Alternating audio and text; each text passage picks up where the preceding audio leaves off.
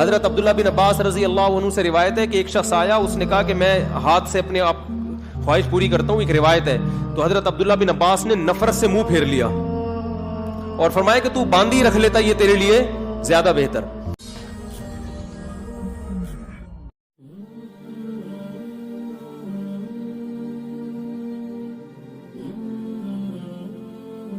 قرآن کی آیت ہے 29ویں پارے میں بھی ہے, 28 اس میں قد افلح المؤمنون جو سورہ مومنون ہے اس میں بھی ہے کہ اللہ نے فرمایا زوجہ کے علاوہ کوئی بھی راستہ اختیار کرتا ہے فاولئک هم العادون. اور اس میں الفاظ دیکھو فمن ابتغى وراء ذلک, ذالک جو ہے نا یہ بلاغت ہے, ذالک اس میں اشارہ ہے, جب ہاتھ سے اشارہ کرتے ہیں نا اس وقت کہا جاتا ہے.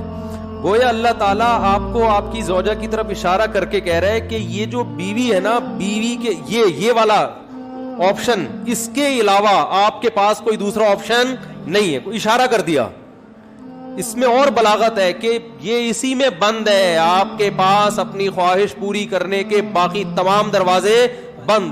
وراء ذلک اللہ نے فرمایا یہ جو راستہ میں بیان کر رہا ہوں یہ اشارہ کر دیا, الا علی ازواجہم او ما ملکت ایمانہم. تو بہت زیادہ غلو ہے اس آیت میں, مبالغہ ہے یہ بتانے کے لیے کہ تمام راستے اس کے علاوہ بند ہیں. دوسرا قرآن میں سورہ نور کی جو آیتیں ہیں وَلْيَسْتَعْفِفِ الَّذِينَ لَا يَجِدُونَ نِكَاحًا, جو نکاح نہیں پاتے, موجود نہیں پاتے نکاح, انہیں چاہیے کہ پاک دامنی کے ساتھ رہیں. وہ یہاں بھی ہے. اور نکاح موجود نہ پانے کا مطلب کیا ہے کہ آپ کی مالی حیثیت ایسی ہے کہ اس کے حساب سے آپ کو کوئی رشتہ دینے کے لیے تیار نہیں ہے. تیسری آیت 5ویں پارے کی ابتدائی آیتیں ہیں, اس میں اللہ نے فرمایا کہ جو آزاد عورت سے نکاح کی طاقت نہیں رکھتا وہ کسی کی باندھی سے نکاح کر لے.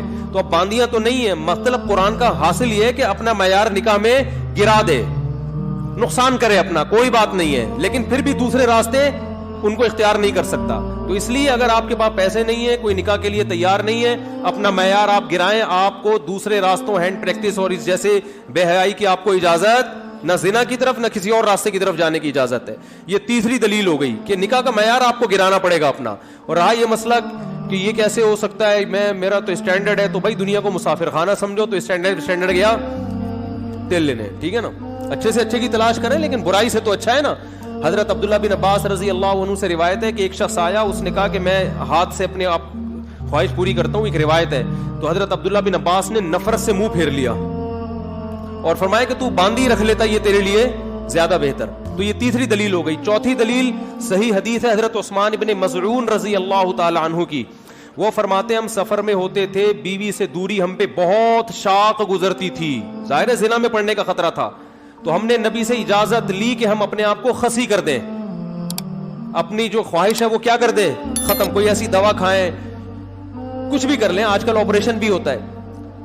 تو لو اجازنا لختصینا, حدیث کے الفاظ ہے, اتنی ٹینشن میں تھے ہم کہ اگر نبی ہمیں اجازت دیتے تو ہم اپنے آپ کو خسی کر لیتے, لیکن نبی نے اس کی پرمیشن نہیں دی. اب دیکھو صحابی رسول اتنی شدید ٹینشن میں بھی اس کا حل یہ نہیں تلاش کر رہے کہ ہاتھ سے اپنے آپ کو مطمئن کر لیں, اتنی شدید ٹینشن میں بھی.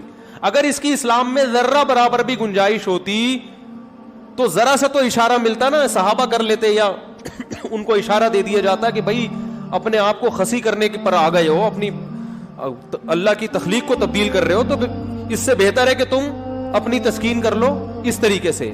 اس کی پرمیشن کا کہیں تذکرہ نہیں ملتا. اس کا مطلب ہے کہ اس نبی نے وہاں کیا فرمایا صحابی کو, نہانا عن التبتل, نبی نے فرمایا نکاح سے دور بھاگنے سے منع کیا. تو فرمایا نا نا نا نا نا تزوج الودود الولود, فرمایا یہ اللہ نے خواہش اس لیے رکھی ہے کہ تم نکاح کی طرف کیا ہو جاؤ, مجبور ہو جاؤ.